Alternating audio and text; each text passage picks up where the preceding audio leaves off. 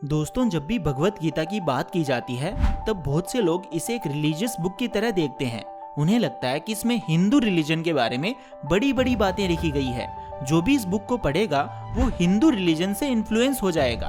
तो दोस्तों, मैं आपको बताना चाहूंगा कि भगवत गीता एक रिलीजियस बुक से बढ़कर कुछ और ही है। दरअसल भगवत गीता में इंसानों के स्ट्रगल, इमोशंस, एक्ट्स जैसी चीजों का इंसानों की लाइफ में क्या महत्व है, उनकी क्या जगह है, इसके बारे में बात की गई है। भगवत गीता पढ़ने से ना तो कोई व्यक्ति ज्यादा हिंदू हो जाता है और ना ही वो दूसरे धर्म से दूर होता जाता है। भगवत गीता एक धार्मिक किताब नहीं बल्कि एक चाबी है जिससे दुनिया के किसी भी ताले को खोला जा सकता है। कहने का मतलब है भगवत गीता में दुनिया में मौजूद हर प्रॉब्लम का समाधान है, हर चीज का सॉल्यूशन है। और ये मैं नहीं कह रहा, ये एक महान वैज्ञानिक ने खुद कहा था। उन्होंने कहा था, I have made Bhagavad Gita as the main source of my inspiration and guide for the purpose of scientific investigations and formation of my theories। और वो महान वैज्ञानिक और कोई नहीं बल्कि खुद सर अल्बर्ट आइंस्टीन थे। सोच कर देखो, जिस साइंटिस्ट की रिसर्च और थ्योरीज को आज तक की ग्रेटेस्ट अचीवमेंट्स में गिना जाता है, वो खुद अगर भगवत गीता से इंस्पायर्ड है तो इससे ये प्रूव हो जाता है कि भगवत गीता रियलिटी में किसी की भी लाइफ को पूरी तरह से ट्रांसफॉर्म करने का पूरा दम रखती है। दोस्तों, भगवत गीता में लाइफ के किसी भी प्रॉब्लम को किस तरह से टैकल किया जा सकता है, इसके लिए कई लेसन्स बताए गए हैं। तो आज की इस वीडियो में हम भगवत गीता से सीखने वाले ऐसे ही 7 लेसन्स के बारे में जानेंगे। तो दोस्तों, मेरा नाम है mister proton, so let's begin. Number 7, focus on work not result. दोस्तों, भगवत गीता का एक श्लोक है जहाँ लिखा है, कर्मण्यवाधिकारस्ते माँ फलेषु कदाचन माँ कर्मफल हेतुर्भुर्मा ते संगोत्सव कर्मणि। मतलब हमें कभी भी फल की अपेक्षा नहीं करनी चाहिए, पूरा फोकस हमारे काम पे होना चाहिए। अक्सर लोग यही गलती करते हैं, वो काम करके फ्यूचर में मिलने वाले पॉजिटिव रिजल्ट के बारे में सोचते रहते हैं। उनके मन में एक ही ख्याल रहता है कि रिजल्ट कैसा मिलेगा, जो मेरी एक्सपेक्टेशंस है क्या उसी तरह से रिजल्ट मिलेगा या उससे भी ज्यादा मिलेगा। ऐसा नहीं है कि रिजल्ट के बारे में सोचना गलत है, पर रिजल्ट में ही पूरी तरह खोए रहना ये गलत बात है, क्योंकि इसका सीधा असर मौजूदा काम पर पड़ेगा। और अगर काम अच्छी तरह से एग्जीक्यूट नहीं हुआ तो इसका अल्टीमेटली असर रिजल्ट पर पड़ेगा, और रिजल्ट भी इतना बुरा मिलेगा कि आपकी एक्सपेक्टेशंस भी बुरी तरह से मार खाएंगी। आपकी एक्सपेक्टेशंस दूर दूर तक नजर ही नहीं आएंगी। इसीलिए दोस्तों, हमें कभी भी रिजल्ट पर फोकस करना ही नहीं चाहिए। हमारा फोकस हमारे काम पर रखना है, क्योंकि अगर काम अच्छे से और अच्छी तरह से एग्जीक्यूट हुआ तो एक बेहतरीन रिजल्ट आज नहीं तो कल मिलने वाला ही है। इनकेस अगर काम को ही पूरी प्रायोरिटी दे दी जाए तो फुल चांसेस हैं कि रिजल्ट एक्सपेक्टेशन से कई गुना बेहतर हो सकता है। Number 6, power of mentor. दोस्तों, अक्सर हम अपनी राह खुद चुनने की कोशिश करते हैं। ऐसा नहीं है कि पूरे लोग ऐसे ही करते हैं, पर हाँ, बहुत सारे लोग ऐसे होते हैं जो अपने डिसीजन खुद लेना पसंद करते हैं।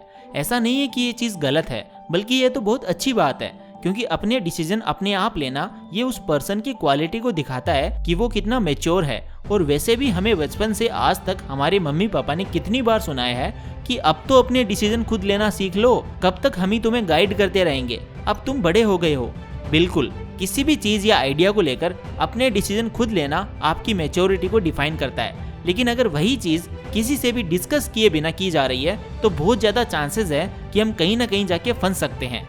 वहीं अगर किसी व्यक्ति से डिस्कस करके किसी आइडिया या चीज़ पर डिसीजन लिया जाए तो ये काफ़ी हद तक उस आइडिया को लेकर एक क्लैरिटी प्रोवाइड करता है, जिसकी वजह से डिसीजन लेते वक्त पूरा आत्मविश्वास रहता है कि हम जो भी डिसीजन ले रहे हैं वो 100% निशाने पर ही लगेगा। दूसरी बात, अगर हम किसी व्यक्ति से आपके डिसीजन मेकिंग आइडिया पर डिस्कस करते हैं और अगर उस व्यक्ति ने कुछ गलत राह भी बताई, तब भी वो हमारे लिए फायदेमंद ही होगी, क्योंकि ऐसा तो नहीं होगा कि डिस्कस करने के लिए हम किसी एक ही व्यक्ति के पास जाएंगे।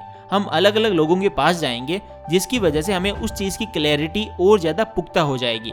और इसी की वजह से किसी व्यक्ति ने अगर गलत राह भी दिखाई, तब भी हमारी उस चीज़ को लेकर क्लैरिटी की वजह से हमारे डिसीजंस पूरे परफेक्शन के साथ हम खुद ले सकते हैं। महाभारत में श्री कृष्ण ने भी भगवत गीता के उपदेश से अर्जुन को सही राह पर चलने में सहायता की थी। अर्जुन अगर बिना श्री कृष्ण की सुने खुद की स्ट्रेटजी पर चलते तो शायद महाभारत आज कुछ और ही होता। इसीलिए महाभारत में कृष्ण का उपदेश, जिसे कि हम भगवत गीता के नाम से भी जानते हैं, वो सिखाता है कि मेंटोर का स्थान बहुत ज़्यादा इंपॉर्टेंट है। Number 5, meditate to find strength. Meditation, या जिसे हम योग भी कहते हैं, ये किसी भी इंसान के विचार करने के नज़रिए को किसी भी हद तक बदल सकता है। और इसी सेम चीज़ को भगवत गीता के 6ठे अध्याय में 5000 साल पहले ही बताया जा चुका है। आज के दौड़ते भागते लाइफस्टाइल में स्टूडेंट का स्टडी में मन ना लगना, किसी पर्सन का अपने काम में मन ना लगना एक कॉमन प्रॉब्लम देखी जा रही है, लेकिन योगा इन प्रॉब्लम को यूं ही चुटकियों में दूर कर सकता है। बस एक ही चीज की जरूरत है, वो है पूरे दिल से रोज योगा करना। भगवत गीता में योगा के महत्व को लेकर ये बताया गया है कि योगा का महत्व सिर्फ एकाग्रता या फोकस बढ़ाने की सीमा तक नहीं है। योगा से मन को भी पवित्र बनाया जा सकता है, जिसके लिए पूरे मन से अपनी पूरी शिद्दत से योगा को करना होगा। भगवत गीता के अनुसार योगा से लाइफ में स्टेबिलिटी को भी पाया जा सकता है, लेकिन कितनी अनफॉर्चुनेट बात है कि योगा को आज भी हिंदू लोगों द्वारा की जाने वाली प्रैक्टिस के रूप में ही देखा जाता है। अभी कुछ साल पहले ही योगा के महत्व को जाना जाने लगा है, जहां इतने हजारों साल पहले ही बताए जाने के बावजूद इसके प्रति जागरूकता अभी धीरे धीरे ही बढ़नी शुरू हुई है। इसीलिए भगवत गीता के इस अध्याय में हमें ये सीख लेनी चाहिए कि लाइफ में जितना फूड इम्पोर्टेंट है, उतना ही योगा और मेडिटेशन भी इम्पोर्टेंट है, क्योंकि ये ना सिर्फ हमारी हेल्थ या मेंटल स्ट्रेंथ को बढ़ाता है, बल्कि लाइफ को जीने के नजरिए को भी बदल सकता है। Number 4, anger destroy the power of intellect and eventually whole life. गुस्सा या क्रोध किसी भी पर्सन को बर्बाद करके रख सकता है, और यही बात भगवत गीता के दूसरे अध्याय के 63वें श्लोक में बताई गई है, जिसका मतलब होता है कोई भी व्यक्ति गुस्से या क्रोध की वजह से सही और गलत क्या है इसे समझने की शक्ति ही खो देता है, जिसकी वजह से वो अपने सोचने की शक्ति को खो देता है। और कहा ही गया है कि बुद्धि के बिना कोई भी व्यक्ति कुछ भी नहीं कर सकता, मतलब वो बर्बाद हो जाएगा। दोस्तों, ये तो बिल्कुल सच है कि गुस्से की वजह से किसी भी पर्सन का दिमाग अपने ठिकाने पर नहीं रहता, और वो किसी पर भी अपनी भड़ास निकालने की फिराक में रहता है, जिसकी वजह से उस पर्सन की इमेज भी अगले व्यक्ति के मन में उतर सी जाती है। सीधी भाषा में कहें तो उसकी इज्जत धूल में मिल जाती है। पर सवाल है कि गुस्सा आखिर आता किस कारण से है। दोस्तों, गुस्सा एक तो तब आता है जब किसी काम को करने के बावजूद उसका रिजल्ट अच्छा ना मिले, और दूसरा घरेलू परेशानियों की वजह से। दोनों को सॉल्व करना आसान तो नहीं है, पर मुश्किल भी नहीं है। भगवत गीता सिखाती है कि किसी भी काम में अगर सफलता नहीं मिल रही, तब भी हमें उस काम में डटे रहना है। वो काम अगर एक रास्ते से नहीं हो रहा तो दूसरा रास्ता ढूंढना चाहिए, पर उसी काम में बिजी रहना चाहिए, जिसकी वजह से हमें किसी पर गुस्सा निकालने में टाइम ही नहीं मिलेगा। और रही बात घरेलू प्रॉब्लम्स की, तो ये तो आप अपने मन को समझाकर शांति से बात करके आसानी से सॉल्व कर सकते हो। मतलब गुस्से पर काबू पाना सब आपकी मेंटलिटी पर डिपेंड करता है। आप किस तरह किसी प्रॉब्लम को देखते हो और किस तरह उस पर एक्शन लेते हो, यही आपको गुस्से पर काबू पाने में मदद करेगा। Number 3, human life is full of battle, never shrink in fear, fight to the last, stand your ground. दोस्तों, इसमें तो कोई शक नहीं है कि हर किसी की लाइफ में युद्ध छिड़ा हुआ है। हर कोई अपनी अलग अलग प्रॉब्लम्स को लेकर जूझ रहा है। स्टूडेंट्स एग्जाम को लेकर, एम्प्लॉय अपने काम को लेकर, बिजनेसमैन अपने प्रॉफिट को लेकर, और किसान अपनी खेती को लेकर चिंता में है।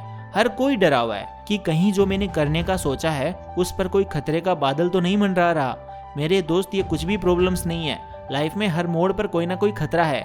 अगर उससे डरकर भाग लिया तो आगे नहीं बढ़ पाओगे। उस खतरे का डटकर सामना करना है, और सामना भी इस तरह करना है कि जो भी गोल बनाया है वो पूरा होना ही चाहिए। इसीलिए भगवत गीता भी ये सीख देती है कि डर से नहीं डरना चाहिए, डर को चीर के आगे बढ़ना चाहिए। Number 2, whatever has happened or are happening is only for the good। एक व्यक्ति अगर कोई काम शुरू करे और उसमें किसी भी तरह का हर्डल या कठिनाई सामने नहीं आएगी, ऐसा तो हो ही नहीं सकता। हर काम में हर किसी को किसी न किसी तरह की कठिनाई का सामना करना ही पड़ता है। हमारी इतनी खूबसूरत धरती को भी बनने में कई विशाल कठिनाइयों का सामना करना पड़ा था। एक वक्त पर हमारी धरती भी एक आग का गोला था। अब सोच के देखो कि एक आग का गोला आज कितना सुंदर होने के साथ साथ कितना ज्यादा रहने लायक भी बन चुका है। उसी तरह लाइफ में कई कठिनाइयां आएंगी, उन्हें नेगेटिव तरीके से नहीं लेना, क्योंकि आगे चलकर इसका रिजल्ट पॉजिटिव ही मिलने वाला है। देखो, इसे सरल तरीके से समझाता हूँ। जैसा कि मैंने बताया कि हर काम में कई तरह की कठिनाइयों का आना तय है। शायद ऐसा भी हो सकता है कि किया हुआ काम पूरी तरह से फेल भी हो जाए, पर दोस्त, फेलियर से हमें मायूस नहीं होना, क्योंकि यही वो चीज़ है जो हमें आमिर खान बनाती है। मेरा मतलब है परफेक्शनिस्ट बनाती है। एक फेलियर हमें इतना ज़्यादा नॉलेज प्रदान करता है कि बाकी किसी भी रास्ते से उतना नॉलेज गेन नहीं किया जा सकता।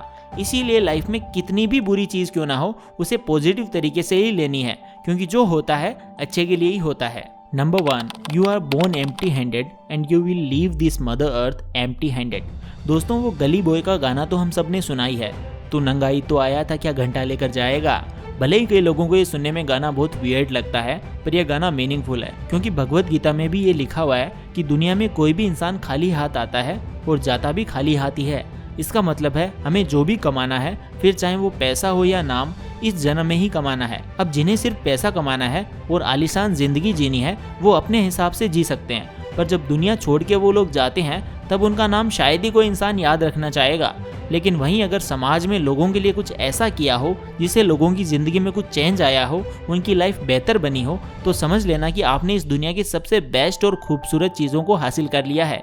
वो है लोगों का प्यार, उनका विश्वास और सबसे ज़रूरी उनके मन में आपका नाम, जो कभी भी मिटने से भी नहीं मिटेगा और सालों साल लिया जाएगा। अब हमारे बापू, हमारे राष्ट्रपिता महात्मा गांधी का ही एग्जाम्पल ले लो। गांधी जी की सोच, विचार और उनके काम इतने महान थे कि उनके मरने के इतने सालों बाद भी उनका नाम गर्व से लिया जाता है। उनका स्वतंत्रता संग्राम का योगदान कभी भुलाया भी नहीं जा सकता और उनके विचार तो दुनिया के करोड़ों लोगों को आज भी इंस्पायर करते हैं। इसीलिए तो एशिया से लेकर अमेरिका और यूरोप से लेकर अफ्रीका, हर जगह आपको गांधी जी के स्टेचूज देखने को मिल जाते हैं। इसीलिए काम ऐसा करना चाहिए जिससे मरने के बाद भी हम अमर बन जाएं। दोस्तों, भगवत गीता से मिलने वाला ज्ञान धर्म और जाति को देखकर नहीं मिलता। इससे मिलने वाला ज्ञान धरती पर मौजूद हर इंसान को लाइफ को जीने के और सही रास्ते पर चलने के तरीके को सिखाता है। और जैसे पहले ही बताया गया है कि भगवत गीता को एक रिलीजियस किताब समझने की भूल मत करना। ये जीवन के सार को समझाने वाली किताब है।